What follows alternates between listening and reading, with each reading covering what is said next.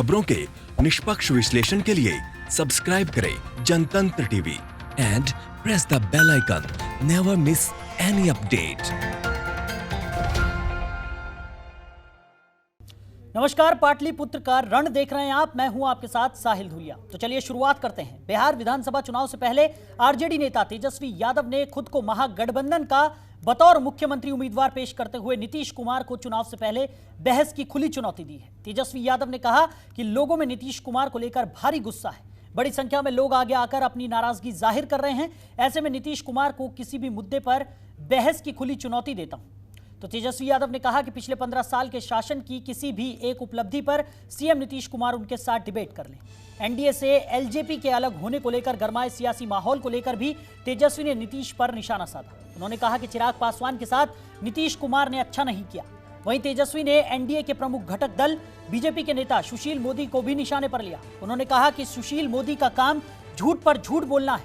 उन्हें यह बताना चाहिए कि बिहार खुद की बिजली का उत्पादन नहीं करता, राज्य के लोगों को बिजली खरीदकर आपूर्ति की जाती है। तेजस्वी ने कहा कि महागठबंधन की नई सरकार आएगी तो बिहार में बिजली का उत्पादन करेंगे ताकि बिजली दर कम हो। झूठ पर झूठ बोलना इनका काम है। सुशील मोदी जी को ये बताना चाहिए कि बिहार सरकार खुद का उत्पादन कितना करती है बिजली का। वो खरीदती है और डबल दुगुने दाम पे वो बेचने का काम करती है। हमने ये तो कहा अगर हम सरकार में आएंगे तो बिहार में बिजली का उत्पादन करेंगे जिससे बिजली की दरें जो हैं वो कम होंगी। तो बिहार में नेता प्रतिपक्ष तेजस्वी यादव के सीएम नीतीश कुमार को दिए डिबेट चैलेंज पर जेडीयू ने पलटवार किया है। जेडीयू प्रवक्ता संजय सिंह ने कहा है कि तेजस्वी की इतनी हैसियत नहीं कि वो सीएम नीतीश से बहस करें। पार्टी के प्रवक्ता संजय सिंह ने कहा कि तेजस्वी पहले उनसे बहस करें, कहां बहस करनी है तेजस्वी तय करें।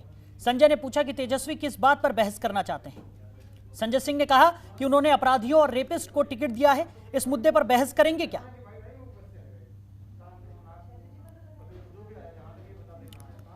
तो आरजेडी के अध्यक्ष लालू प्रसाद यादव के ट्विटर अकाउंट से लगातार सीएम नीतीश कुमार को कटघरे में खड़ा करने वाले ट्वीट किए जा रहे हैं। आरजेडी सुप्रीमो ने बिहार के उद्योग धंधों को लेकर एक बार फिर सीएम नीतीश कुमार पर निशाना साधा है। लालू प्रसाद यादव ने ट्वीट कर सवाल किया कि बिहार में अब हिंद महासागर भेजा जाए क्या? 15 सालों की नाकामी पर सिर्फ गाल बजाएंगे क्या? ट्वीट में लिखा गया है कि नीतीश कुमार थक गए हैं, अब उन्हें जाकर आराम करना चाहिए। अपने इस ट्वीट के साथ ही आरजेडी अध्यक्ष ने एक कार्टून को भी शेयर किया है। इसमें पानी ले जा रहे कुछ व्यक्तियों से एक खास शख्स सवाल पूछता है, जिसके जवाब में वो कहते हैं कि बिहार में समुंदर बनाने जा रहे हैं। नीतीश कुमार कहते हैं समुंदर दो तब कारखाना लगाऊंगा। आपको बता दें कि लालू यादव का यह हमला सीएम नीतीश कुमार के उस बयान पर है जिसमें उन्होंने बिहार को लैंडलॉक्ड प्रदेश बताते हुए उद्योग धंधों के विस्तार नहीं होने की दलील दी थी।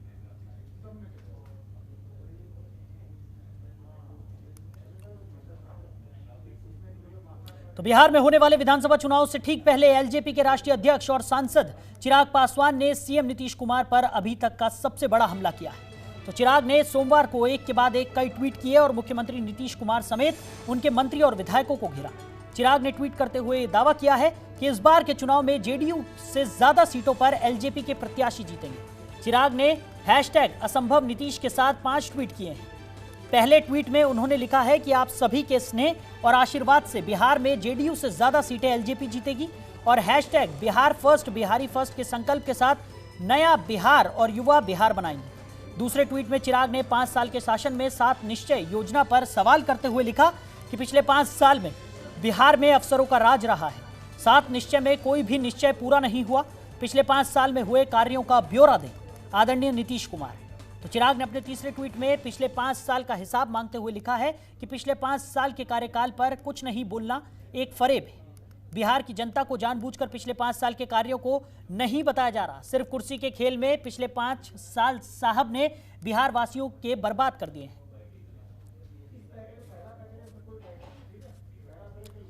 तो लगातार बिहार में राजनीतिक सरगर्मियां तेज होती हुई नजर आ रही हैं। साफ तौर पर आरजेडी ने नीतीश कुमार को चैलेंज भी यहां पर कर दिया है और इसी पर ज्यादा चर्चा के लिए ओम प्रकाश सिंह जेडीयू के प्रवक्ता हमारे साथ फोन लाइन पर जुड़ गए हैं। ओम प्रकाश जी, जिस तरीके से यहां पर तेजस्वी ने साफ तौर पर नीतीश कुमार को डिबेट का चैलेंज दे दिया है, क्या कहेंगे आप इस पर? सबसे पहले तो मैं ये कहूंगा कि तेजस्वी यादव जी मुझसे डिबेट कर लें। जी, यह तो शिक्षा जो ग्रहण करने चले तो ये तो नौमी फेल है। और दूसरी बात, जब इन्होंने बिहार में किसी भी सेक्टर में इन्होंने क्या किया है, इन्होंने अकुत संपत्ति एकत्रित की है जी 400 करोड़ रुपए की मालिक, यह कैसे बने इसके बारे में भी तेजस्वी को बताना चाहिए। आज बिहार में किस तरह इन्होंने, इनके पिताजी ने जंगल राज स्थापित किया था, जी लेकिन आदरणीय नीतीश कुमार जी ने बिहार को सुशासन के रूप में जाना जाता है। पहले बिहारी कहलाना एक अपमान का विषय था, लेकिन बिहारी कहलाना अब स्वाभिमान का विषय हो गया है। आदरणीय नीतीश कुमार जी ने, आप देखिएगा कि अब हम एक अभी नए बिहारी फर्स्ट का नारा दे रहे हैं।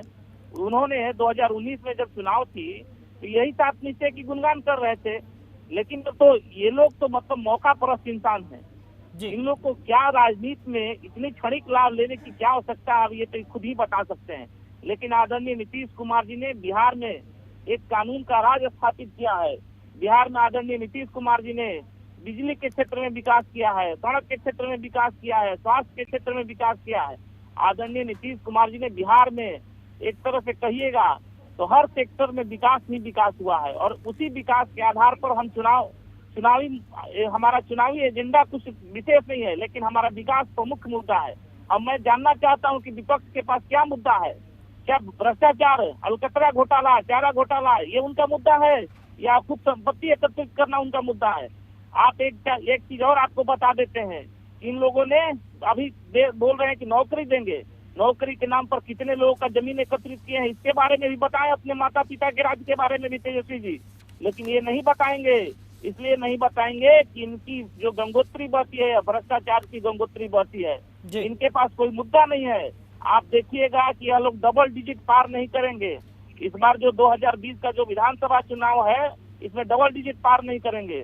2015 में आदरणीय नीतीश कुमार जी के चेहरे पर इन्होंने लोकतंत्र के मंदिर में प्रवेश करने का काम किया। यह विधानसभा के सदस्य बने तो आदरणीय नीतीश कुमार जी की कृपा थी कि वह विधानसभा के सदस्य बने। इस बार लड़ रहे हैं, इनको खुद पता चल जाएगा कि क्या स्थिति है इनकी जी। यह दोनों जगह से चुनाव हार रहे हैं इनके दोनों पुत्र जो है, लेकिन नीतीश कुमार जी ने बिहार में विकास की है और विकास के एजेंडे पर हम काम कर रहे हैं जी। ओम प्रकाश जी, वहीं यहाँ पर ट्विटर वॉर भी देखने को मिल रहा है। लालू प्रसाद यादव की तरफ से भी कई सारे ट्वीट किए गए हैं नीतीश कुमार को घेरते हुए, उस पर क्या कहेंगे? अरे पहले अपने जो कुकर्म है उसको, पहले कुकर्म के बारे में ट्वीट करके बिहार की जनता को बताएं कि हमने जो 15 साल में 118 नरसंहार कराए उसके बारे में न बताएं। आज बताइए कि आदरणीय नीतीश कुमार जी ने 15 साल में कितने नरसंहार हुए।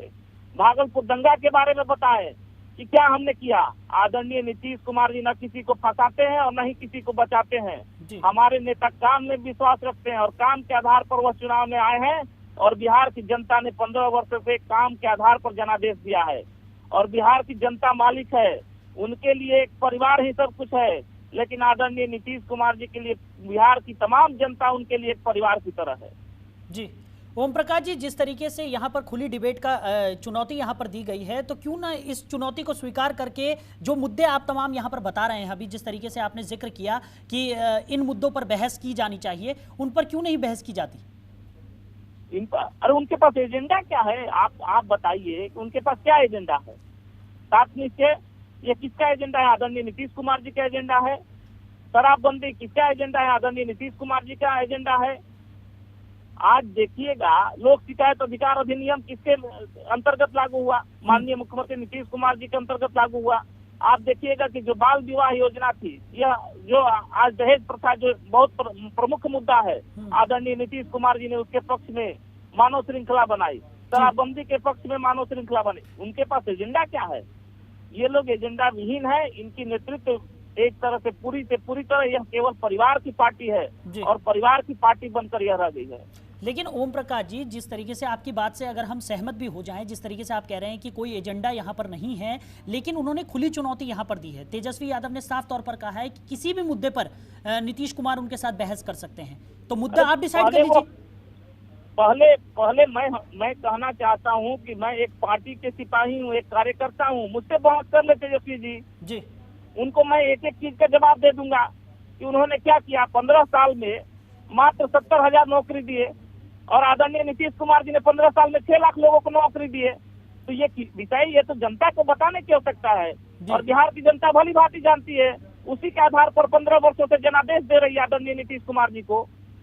15 साल में मात्र 70,000 लोगों को नौकरी दिए, लेकिन आदरणीय नीतीश कुमार जी ने 15 वर्षों में 6 लाख लोगों को नौकरी दी है। और ये नौकरी की वादा करते हैं 10 लाख लोगों को नौकरी देंगे। क्या बिहार का बजट का प्रारूप अपना जो 400 करोड़ रुपए की संपत्ति है उसमें से निकाल के देंगे क्या ये? जी।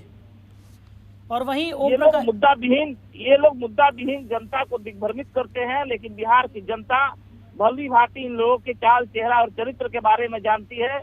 इन लोग के चाल चेहरा और चरित्र किस तरह का है। चलिए ओम प्रकाश जी, और चिराग पासवान के बारे में क्या कहेंगे आप? वो भी लगातार ट्वीट कर रहे हैं नीतीश कुमार के खिलाफ। देखिए, चिराग पासवान जी जो है ना, चिराग पासवान जी 2019 में माननीय मुख्यमंत्री नीतीश कुमार जी के कार्यक्रम के बारे में इतना चिंतित थे कि जमुई में कार्यक्रम के लिए बार बार रिक्वेस्ट करते थे कि माननीय मुख्यमंत्री जी आ जाइए, माननीय मुख्यमंत्री जी आ जाइए। यह लोग क्षणिक लाभ के लिए केवल राजनीति करते हैं और उसमें बिहार की जनता ऐसे लोगों को भली भांति जानती है। इन लोगों के बारे में पहले इनके पिताजी, अब तो मैं नहीं बोलना चाहता हूँ, लेकिन क्या वो भी ताला चाबी लेकर घूमते थे? लेकिन ताला चाबी का क्या स्थिति हुआ यह बिहार की जनता भी जानती है।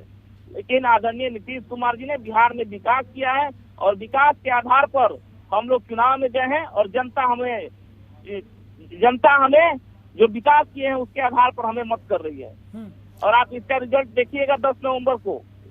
जी ओम प्रकाश जी, जिस तरीके से चिराग पासवान लगातार हमलावर हैं, एक तरफ आरजेडी भी लगातार एक के बाद एक आरोप यहां पर लगा रही है, तो क्या लगता है कि एनडीए की मुसीबत यहां पर बढ़ेगी इन तमाम जिस तरीके के आरोप यहां पर लग रहे हैं? साथ ही साथ क्योंकि एलजेपी जो थी वो एक हिस्सा यहां पर थी एनडीए का, और अब यहां पर चिराग पासवान ने साफ तौर पर खुले शब्दों में कहा है कि इस बार एलजेपी जो है वो जेडीयू से ज्यादा सीटें लेकर आने वाली है।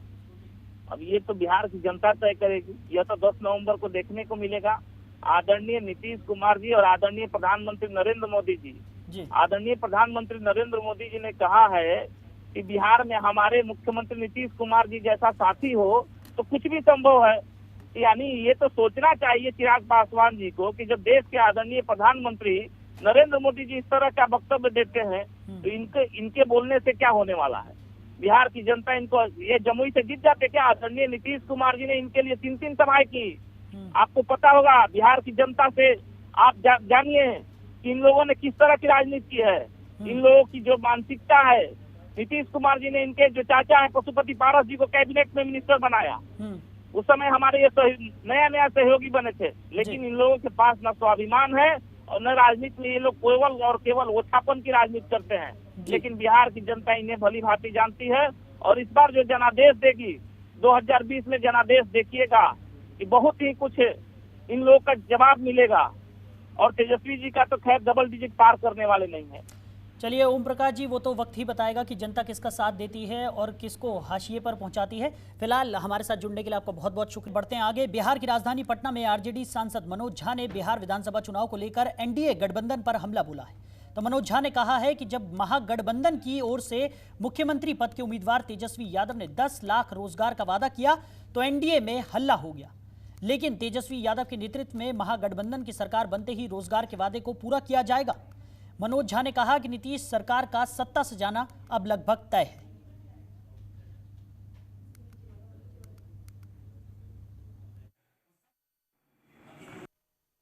मुझे सर्वप्रथम ये बात कहनी है कि माननीय मुख्यमंत्री जी और भाजपा के लोग अगर नेता प्रतिपक्ष कहते हैं कि हम 10 लाख लोगों को पहली कदम से रोजगार देंगे, इसका तो स्वागत होना चाहिए ना। ये हर बिहारी को प्रभावित करने वाली बात है। हर तक लगभग कहीं न कहीं इसके निशान जाएंगे पॉजिटिव, लेकिन हमारी कोशिश होनी चाहिए बिहार और बिहारियों के सरोकार को हम कितना पुख्ता कर पाते हैं। उसमें मैं समझता हूं कि हमारे विपक्ष के लोग, हमारे जो सत्ताधारी दल हैं, जदयू हो, भाजपा हो, वो थोड़ी कंजूसी दिखा रहे हैं। क्या आप नहीं चाहते हैं कि 10 लाख लोगों को रोजगार मिले? आप पूछते हैं कैसे दोगे? वहीं बिहार में होने वाले विधानसभा चुनाव के लिए बीजेपी के फायर ब्रांड नेता और यूपी सीएम योगी आदित्यनाथ कल से चुनाव प्रचार का आगाज करेंगे। कल सीएम योगी आदित्यनाथ की कैमूर में चुनावी रैली है। ये रैली सुबह 12 बजे से शुरू होगी। इसके बाद सीएम योगी आदित्यनाथ अरवल में 2 बजे और रोहतास में 3:15 बजे चुनावी सभा को संबोधित करेंगे। आपको बता दें कि बिहार विधानसभा चुनाव में पहले चरण के लिए सीएम योगी 6 दिन में 18 रैलियां करेंगे, यानी सीएम योगी की औसतन एक दिन में 3 चुनावी सभाएं होंगी।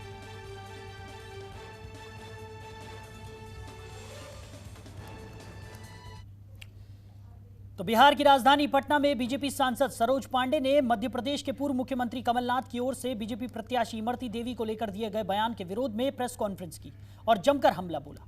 उन्होंने कहा कि कांग्रेसी नेताओं का माफियाओं को लेकर बदजुबानी कोई नई बात नहीं है। आपको बता दें, साथ ही साथ वो महिलाओं को लेकर भी अभद्र टिप्पणियां करते हैं। सरोज पांडे ने कहा कि बिहार में महागठबंधन की ओर से कई ऐसे नेताओं को टिकट दिया गया है जिन पर नाबालिग बच्चियों के साथ रेप करने के भी आरोप हैं।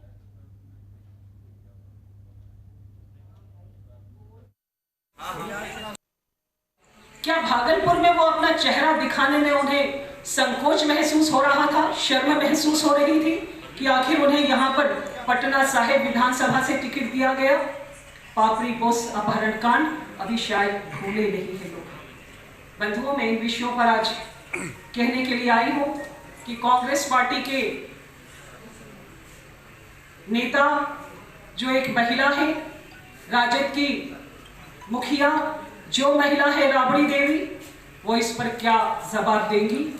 राजनीति करें लेकिन महिलाओं पर अभद्र टिप्पणी न करें। वहीं बिहार विधानसभा चुनाव को लेकर प्रचार का दौर लगातार जारी है। इस बीच खुफिया रिपोर्ट में चुनावी सभाओं पर हमले की आशंका जताई गई है। इसे देखते हुए बिहार पुलिस मुख्यालय ने सभी जिलों के एसपी और सभी रेंज के आईजी, डीआईजी को अलर्ट जारी कर दिया है। दरअसल बिहार में इसी हफ्ते प्रधानमंत्री नरेंद्र मोदी, यूपी के मुख्यमंत्री योगी आदित्यनाथ समेत कई बड़े नेताओं की रैली होनी है। इसको लेकर बिहार पुलिस मुख्यालय को सभा के दौरान आतंकी हमले के संकेत मिले हैं। इस संकेत के बाद पुलिस ने अलर्ट जारी किया है। आपको बता दें कि पीएम नरेंद्र मोदी बिहार में होने वाले विधानसभा चुनाव को लेकर 23 अक्टूबर से प्रचार की शुरुआत करेंगे। पीएम की पहली रैली सासाराम में होगी। इसके बाद गया और भागलपुर में पीएम मोदी रैली करेंगे। इस दौरान वो बिहार में लगभग 7.25 घंटे रहेंगे। तो भागलपुर के साथ ही गया और सासाराम में भी वो सभाओं को संबोधित करेंगे। 28 अक्टूबर को दरभंगा, मुजफ्फरपुर और पटना में तीसरी रैली करेंगे। तो 1 नवंबर को छपरा, पूर्वी चंपारण और समस्तीपुर में रैली करेंगे। 3 नवंबर को पीएम मोदी की चुनावी सभा पश्चिमी चंपारण, सहरसा और अररिया के फरबिसगंज में होगी। तो इस तरह बिहार विधानसभा चुनाव में एनडीए को मजबूत करने के लिए पीएम मोदी कुल 12 चुनावी रैलियों को संबोधित करने वाले हैं।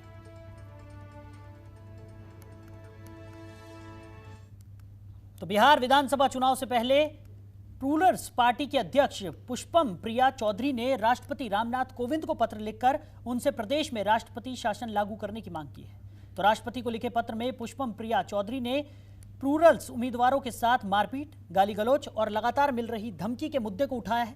पुष्पम प्रिया चौधरी ने कहा कि उम्मीदवार साफ सुथरी छवि और पढ़े लिखे लोग हैं और बिहार को बदलने के लिए राजनीति में उतरे हैं, मगर उनके साथ लगातार दुर्व्यवहार किया जा रहा है। खासकर महिला उम्मीदवारों पर तंज कसे जा रहे हैं, उनका मजाक उड़ाया जा रहा है। पुष्पम प्रिया चौधरी ने राष्ट्रपति को ये लेटर इसलिए लिखा है कि शुक्रवार को प्लूरल्स पार्टी के उम्मीदवार अन्नू कुमार राघोपुर विधानसभा से नामांकन करने वैशाली जिला मुख्यालय गए थे, मगर वक्त पर नहीं पहुंचने के चलते नामांकन नहीं कर पाए। जब अन्नू कुमार नामांकन करने पहुंचे तो उस दौरान काफी बवाल मचा और पुलिस की ओर से अन्नू कुमार की जमकर पिटाई की गई। इस घटना को लेकर पुष्पम प्रिया चौधरी ने राष्ट्रपति कोविंद को पत्र लिखा है और साथ में वीडियो सबूत भी भेजे।